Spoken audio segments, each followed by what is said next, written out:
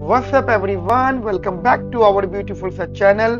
For more related and important videos, please subscribe the channel, click the bell icon, and share, comment, and like the videos. Let's begin. So, hi everyone. Good morning to all of you. कैसे हैं आप सब लोग? दोस्तों, मेरा नाम है समीर और हम 12th क्लास की इकोनॉमिक्स को हमारे प्यारे से चैनल सेमिकॉन पर प्रोवाइड करवा रहे हैं और हमने इसका चैप्टर नंबर 1 कवर कर दिया है। यदि आपने वो नहीं देखा तो प्लीज उनको पहले देख लीजिए।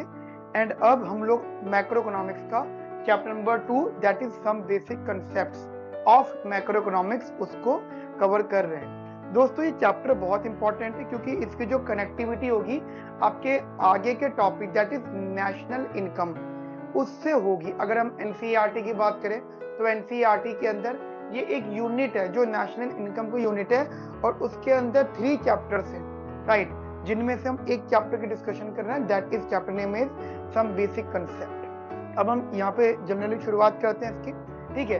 अब इसमें क्या क्या चीजें आपको पढ़नी है? सबसे पहले जो आपको टॉपिक पढ़ना है यहाँ पे that is types of goods. देखो बेटा, होता क्या है हमारी इकोनॉमी के अंदर गुड्स होते हैं। गुड्स का मतलब क्या होता है? जो चीजें प्रोड्यूस होती है इकोनॉमी के अंदर, ठीक है। अब वो कितने प्रकार की होती है? मान लीजिए कोई भी गुड, मान लीजिए ये पेन है तो ये ना गुड होगा। ये जो मैं लैपटॉप जिसको मैं यूज कर रहा हूँ पढ़ाने के लिए लैपटॉप को, वो भी एक गुड होगा, ठीक है। या आप ये कह सकते हैं मार्केट के अंदर एक मशीनरी होती है, वो भी एक गुड होता है, ठीक है। या आप कह सकते हैं मार्केट में कार है, वो भी एक गुड है, लेकिन ट्रैक्टर है वो भी एक गुड है, नहीं। वॉशिंग मशीन है वो भी एक गुड है, लेकिन अगर हम कहते हैं मशीन, कौन सी मशीन जो जो उसको बनाने के काम में आती है वो भी मशीन है, उसको भी हम गुड बोलेंगे। तो टेक्निकली हमारे जो गुड्स होते हैं, गुड्स को हम कमोडिटी भी कह सकते हैं। That are those things which satisfy the consumers और द प्रोड्यूसर्स डायरेक्टली और इनडायरेक्टली। मतलब वो कंज्यूमर्स या प्रोड्यूसर्स को दोनों को ही डायरेक्टली भी सेटिस्फाई कर सकते हैं और इनडायरेक्टली भी सेटिस्फाई करते हैं। लेकिन जब हम बात करते हैं टाइप्स ऑफ गुड्स की कि हमारे सामने गुड्स कितने प्रकार के होते हैं, तो ध्यान रखना दोस्तों, 2 प्रकार के गुड्स होते हैं। There are 2 types of goods. Number 1 is final good and number 2 is intermediate goods, ठीक है। तो 2 प्रकार के गुड्स हो गए, फाइनल गुड्स और इंटरमीडिएट गुड्स। देखो, अगर मैं इनका बेसिक डिफरेंस अगर मैं आपको बताऊं, ठीक है, तो फाइनल गुड्स और इंटरमीडिएट गुड। तो देखो, जो फाइनल गुड होता है दोस्तों, वो कंज्यूमर को या प्रोड्यूसर को, वो हम अभी डिस्कस करेंगे कि कंज्यूमर प्रोड्यूसर में दोनों को क्यों नाम ले रहा हूँ। बेसिकली आप एजेंट कह सकते हो, वो एजेंट को डायरेक्टली सेटिस्फाई करता है, ठीक है। वो एजेंट को डायरेक्टली सेटिस्फाई करता है, समझ में आई मेरी बात? Satisfy the agent directly. और जो इंटरमीडिएट गुड होता है that satisfy the agent indirectly. अब इनडायरेक्टली का मतलब क्यों मैं कह रहा हूँ इनडायरेक्टली सेटिस्फाई करता है? क्यों? क्योंकि जो इंटरमीडिएट गुड होता है that is use for further production. देखो, ये जो फाइनल गुड होता है दिस इज यूज्ड फाइनली, ठीक है, इसका फाइनली यूज कर लेते हो, ठीक है, फॉर द कंजम्पशन पर्पस। आप इसको कंज्यूम कर सकते हो, फाइनली कंज्यूम, यूज फाइनली, ये आप कह सकते हो हम इसे कंज्यूम कर लेते हैं। लेकिन जो इंटरमीडिएट गुड होता है गाइस, ये इस प्रकार का गुड होता है जो फर्दर प्रोडक्शन के लिए इस्तेमाल किया जाता है। They are the goods use for further production, समझ में आई मेरी बात आपको? तो एक देखो, एक बेसिक डिफरेंस है। पहले तो मैं आपको 1 बाय 1 करके समझा देता हूँ, एक एक करके। पहले मैं आपसे फाइनल गुड्स की बात कर लेता हूँ। ये तो मैंने आपको बहुत माइनर सा डिफरेंस समझाया, लेकिन आप प्लीज अपने माइंड में इस डिफरेंस को भी रखना। मैं जो आपको अपने नोट्स में नोट्स दूंगा उसके अंदर मैं फाइनल गुड और इंटरमीडिएट गुड्स का भी डिफरेंस रखूंगा। लेकिन दोस्तों ध्यान रखना, वो जो डिफरेंस है वो अलग चीज होती है, लेकिन हमें एक्चुअल मीनिंग समझना है, ठीक है। पहले आपको ये बात समझ में आ गई ये डायरेक्टली सेटिस्फाई करता है और ये इनडायरेक्टली सेटिस्फाई करता है। ये फाइनली कंज्यूम हो जाता है और ये फर्दर प्रोडक्शन के लिए यूज किया जाता है। क्लियर? अच्छा, मैं काम कर रहा हूँ, मैं ये सब रफ करके सिर्फ फाइनल गुड्स की हेडिंग लिख रहा हूँ। ठीक है, आप इसको चाहो तो नोट कर सकते हो। ठीक है, तो इसको रफ कर देता हूँ। ठीक है, हम यहाँ पे सिर्फ फाइनल गुड की हेडिंग लिखकर उसके बारे में डिस्कस करेंगे। पहले देखो, जैसे फाइनल गुड के बारे में मैंने आपको बताया, ठीक है, basically discuss about the final goods. तो एक तो इंफॉर्मेशन इसकी यही हो गई, this is basically satisfy the agents directly, ये एजेंट्स को डायरेक्टली सेटिस्फाई करता है। अच्छा, जब मैं कहता हूँ एजेंट, तो एजेंट का मतलब होता है कंज्यूमर एंड प्रोड्यूसर। जरूरी नहीं है कि जो फाइनल गुड है वो सिर्फ कंज्यूमर ही ले रहा हो, नहीं, ऐसा कोई जरूरी नहीं है। फाइनल गुड जो हो सकते हैं वो प्रोड्यूसर भी ले सकता है। ठीक है, प्रोड्यूसर भी उन गुड को ले सकता है फॉर देयर कंजम्पशन। जैसे जैसे जैसे जैसे जैसे ट्रैक्टर होता है, ट्रैक्टर मैंने अभी आपको एग्जांपल दिए थे। अब ट्रैक्टर को मैं आप तो लेंगे नहीं, हम तो कार लेंगे, ट्रैक्टर थोड़ी लेंगे। लेकिन जो किसान होता है, ये आप कह सकते हो प्रोड्यूसर होता है, वो ट्रैक्टर लेगा फॉर द फार्मर। ठीक है, मान लीजिए कोई प्रोड्यूसर है, प्रोड्यूस करता है कोई चीज और खेती बाड़ी वाला काम है। ठीक है, एग्रीकल्चर से इन्वॉल्व है वो। ठीक है, तो वो क्या करेंगे, ट्रैक्टर लेंगे। Tractor now is the final good for the producer, because वो उसको यूज करके अपनी प्रोडक्शन करेंगे फर्दर। राइट, समझ में आ गई मेरी बात आपको? तो जो प्रोड्यूसर गुड होते हैं, that is also the final goods, तो वो फाइनल यूज के लिए इस्तेमाल किए जा रहे हैं। समझ में आई मेरी बात आपको बढ़िया तरीके से? तो एक तो बात हो गई, फाइनल गुड्स होते हैं सेटिस्फाई द एजेंट डायरेक्टली, सबसे पहली इंफॉर्मेशन। अच्छा, जैसे हम बात करें कंज्यूमर की, ठीक है, तो कंज्यूमर की जो है वांट्स कैसे डायरेक्टली सेटिस्फाई होती है। जैसे एग्जांपल, कोई भी गुड अगर कंज्यूमर की साइड से कंज्यूम किया गया है और उसको फाइनली यूज किया गया है, लेट सपोज ब्रेड बटर। अब ब्रेड बटर क्या है, that is consume by the consumer. ठीक है, लेकिन अगर मैं प्रोड्यूसर की बात करता हूँ यहाँ पे, अगर मैं यहाँ पे प्रोड्यूसर की बात करता हूँ दोस्तों, तो प्रोड्यूसर मान लीजिए ट्रैक्टर ले रहा है या फिर हार्वेस्टर ले रहा है फॉर दी फार्मर के लिए, किसानी करने के लिए। ठीक है, तो ये प्रोड्यूसर जो है उस गुड को कंज्यूम कर रहे हैं फाइनली। अच्छा, एक बात बताओ, अगर कंज्यूमर ब्रेड बटर ले रहा है तो उस पर कुछ वो खर्चा कर रहा होगा, तो उसका जो खर्चा होगा that is known as consumption expenditure.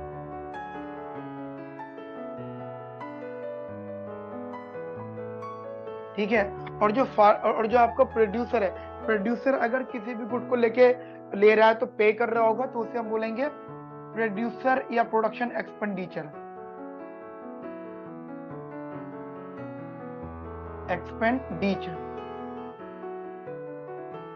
ठीक है, और अगर मैं आपसे बोलता हूं what about the expenditure of final good, expenditure of final good, final good का एक्सपेंडिचर क्या होगा? So this is the sum of what, consumption of expenditure of consumption expenditure, sum of consumption expenditure and production expenditure. ठीक है, so this is basically what, consumption expenditure plus production expenditure. समझ में आई मेरी बात आप लोगों को? so this is all scenario of the final goods, ये final good का यहाँ पे कंसेप्ट। समझ में आगे मेरी बात आपको लोग दोस्तों बढ़िया तरीके से? और एक छोटा सा नोट जो आपको ध्यान रखना है, देखो जैसा कि मैंने बताया कि हमारे पास में दो प्रकार के गुड्स होते हैं, एक होता है कंज्यूमर गुड और एक होता है प्रोड्यूसर गुड, है ना? एक होता है कंज्यूमर गुड और एक होता है मतलब फाइनल गुड्स, एक होता है फाइनल गुड और एक होता है इंटरमीडिएट गुड, जैसे कि मैंने अभी आपको बताया। तो दोनों में से हमारी नेशनल इनकम को काउंट करने के लिए उनमें दोनों में से जो गुड इंक्लूड होता है that is a final good. ध्यान रखना, final good is included, final goods is included in the estimation of national income. जब भी हम लोग नेशनल इनकम को एस्टिमेट करते हैं तो हम यहाँ पे फाइनल गुड्स को ही इंक्लूड करते हैं, इंटरमीडिएट गुड को हम लोग रिमूव कर देते हैं, हटा देते हैं। समझ में आई है मेरी बात आपको दोस्तों? तो ये कंप्लीट सिनेरियो हमारा फाइनल गुड्स के लिए था। ठीक है, अब हम अगला पढ़ते हैं, दैट इज इंटरमीडिएट गुड। एक बार इसको नोट कर लीजिएगा। ठीक है, मैं रफ कर देता हूँ, इंटरमीडिएट गुड्स। ठीक है जी, intermediate goods.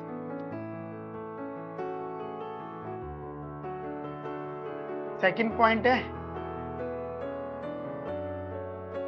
Intermediate goods, right. तो इंटरमीडिएट गुड की खास बात क्या होती है कि दे सेटिस्फाई दी कंज्यूमर्स और प्रोड्यूसर्स। मेनली हम यहाँ पे प्रोड्यूसर्स का बोलेंगे, कंज्यूमर तो नहीं लेंगे इसको। ठीक है, प्रोड्यूसर्स का नाम लेंगे हम लोग। सेटिस्फाई इनडायरेक्टली, एक तो ये चीज आप समझना। ठीक है, इनडायरेक्टली सेटिस्फाई करेंगे। क्यों? क्योंकि ये जो गुड्स होते हैं they are use for further production, ये फर्दर प्रोडक्शन के लिए यूज किए जाते हैं।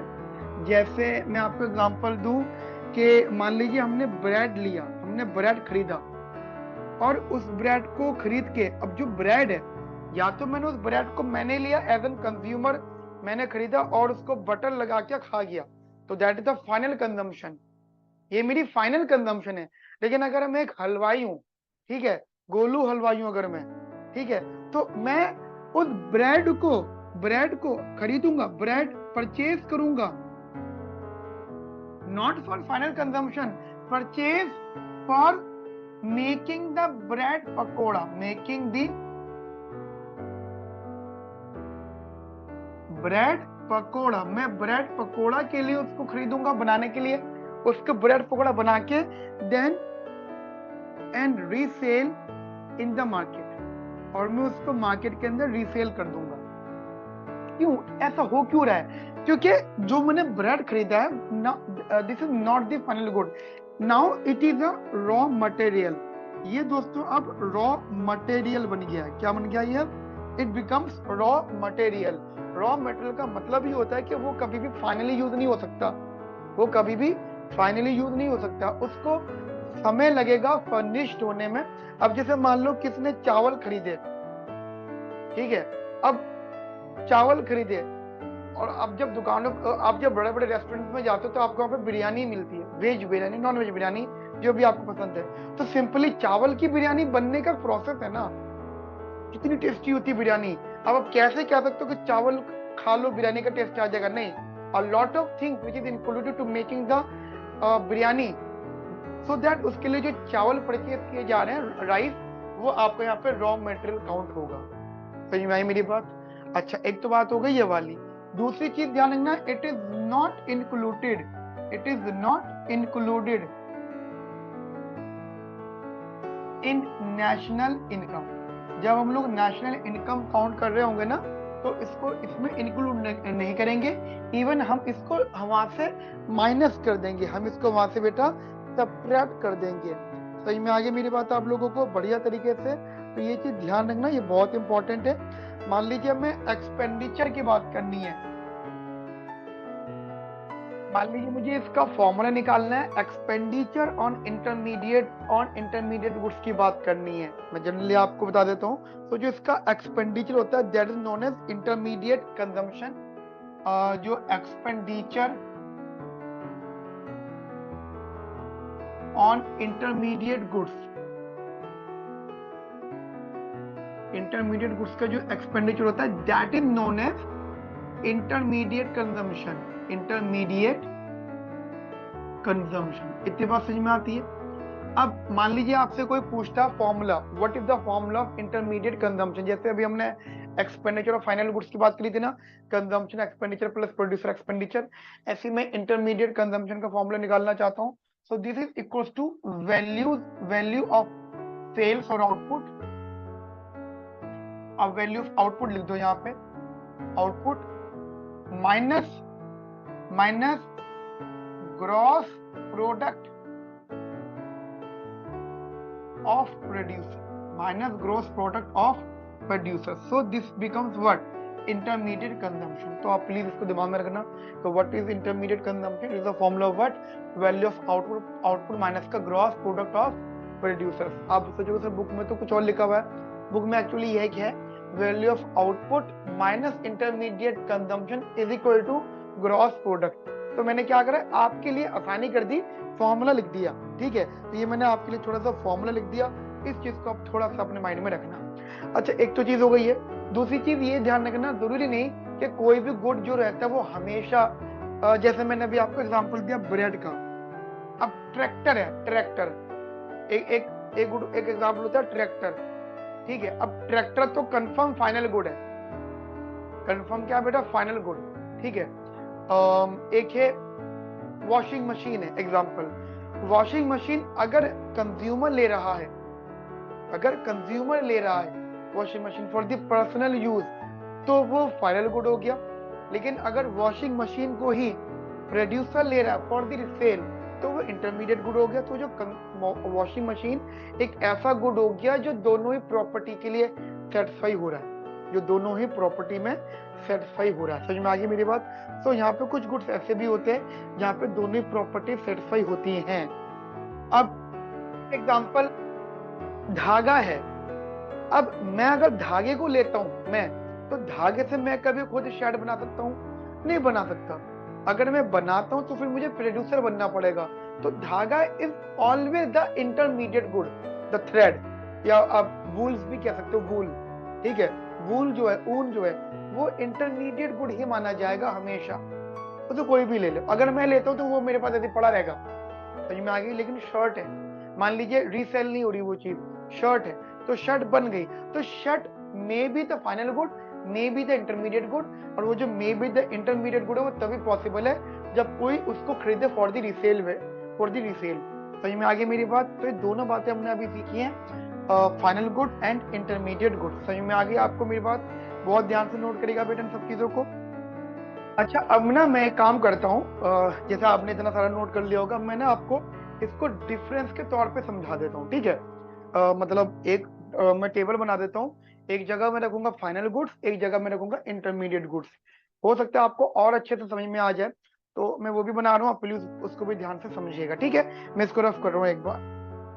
तो दोस्तों ये मैंने डिफरेंस लिखे हैं आप लोगों के लिए, और बहुत ही शॉर्ट में, जिससे कि आप समझ पाओ चीजें। इवन अगर आप अपनी बुक देखोगे तो बुक में तो ऐसे लिख रखा है कि जैसे ये रॉ मटेरियल होता है, ये रॉ मटेरियल नहीं होता। ये कोई डिफरेंस थोड़ी ना होता है कि ये होता और ये नहीं होता, ठीक है। नहीं, जैसे कुछ कुछ जगह तुम यूज कर सकते हो, जैसे बहुत सी जगह होती है, जैसे नेशनल इनकम में इंक्लूड नहीं होता, नेशनल इनकम में इंक्लूड होता है, एक आध जगह यूज हो सकता है। बट आपकी बुक में हर चीज को यस और नो में लिख रखा है, ये कोई डिफरेंस नहीं होता। डिफरेंस को समझो, डिफरेंस में आपको समझाना पड़ेगा। देखो, ज्यादा नंबर का आएगा नहीं, 3 या 5 नंबर का आएगा, क्योंकि और भी कुछ पूछेंगे वो आपसे। तो शॉर्ट में लिखो, बढ़िया लिखो, ठीक है। समय हो तो ही एक्सप्लेन करो, तो अभी अब शॉर्ट में समझना। देखो, इंटरमीडिएट गुड की खास बात क्या होती है कि वो रॉ मटेरियल होता है, और जो फाइनल गुड होता है वो एंड यूज कंजम्पशन होता है। मतलब raw material is not the end use consumption, and use मतलब आखिर में नहीं हो रहा है, लेकिन जो फाइनल गुड होता है वो लास्ट कंज्यूम होता है। उसके अलावा जो इंटरमीडिएट गुड होता है बेटा, वो इनडायरेक्टली सेटिस्फाई करता है, जैसे कि मैंने बताया फॉर द फर्दर प्रोडक्शन होती है। तो अभी आप जैसे जनरली आपने देखा होगा ना कि आप बहुत सारा ऊन लिया हो, वूल लिया हो, है ना, जो मैंने आप एग्जाम्पल में भी लिखा है, तो गोडाउन में पड़ा हुआ होता है। कभी कभी हम किसी रॉ मटेरियल के गोडाउन में जाते हैं, तो हम जब उनके रॉ मटेरियल को देखते हैं तो हमें ये फील ही नहीं आता कि यार इससे भी कुछ फाइनल गुड बन पाएगा। हमें लगता है क्या ही काम कर रहे हैं। लेकिन जब हम ऐसी जगह जाते हैं जहाँ पे वही चीज, वही रॉ मटेरियल को इस्तेमाल करके चीजें, मान लो हम थ्रेड या धागों के किसी गोडाउन में गए, तो वहाँ पे ढेर सारे धागे पड़े हुए हैं, फील ही नहीं आया कुछ। लेकिन उन्हीं धागों के बने हुए कपड़े अगर हम शोरूम में जाके देखेंगे तो कितना बढ़िया फील आएगा। तो टेक्निकली वही चीज है कि ये इनडायरेक्टली सेटिस्फाई करती है, समय लगता है इसमें, लेकिन जो फाइनल गुड्स होते हैं वो आपको डायरेक्टली सेटिस्फाई करते हैं। समझ में आई मेरी बात आपको? अब जैसे एग्जांपल में आप कह सकते हो वूल्स, एल्यूमिनियम, कोल एक्सेट्रा। एल्यूमिनियम क्या है? दुनिया आपको पता है दुनिया भर के बर्तन एल्यूमिनियम के होते हैं, ठीक है, यूटेंसिल्स बेसिकली। तो आप कह सकते हो, अब हमने बोला वूल, वूल रॉ मेटेरियल, तो फाइनल गुड क्या हो गया आप पे? क्लॉथ हो गया। ऐसी अब एग्जांपल आप चीजें यहाँ पे मान सकते हो। दूसरी सबसे इंपॉर्टेंट बात कि जो इंटरमीडिएट गुड होता है वो नेशनल इनकम में काउंट नहीं होता, लेकिन आपके जो फाइनल गुड होता है बेटा वो नेशनल इनकम में काउंट होता है। तो देखो ये जो बातें मैंने आपको बताई है, प्लीज इन सबको नोट करिएगा। मैं आपके सामने हट जाता हूँ, है ना? आप इन सब चीजों को प्लीज नोट करिएगा, सारी बातें इंपॉर्टेंट हैं। और आज के लिए इतना रखते हैं बेसिकली, मिलते हैं नेक्स्ट सेशन में for more important content. Okay, have a nice day, thank you, bye, take care.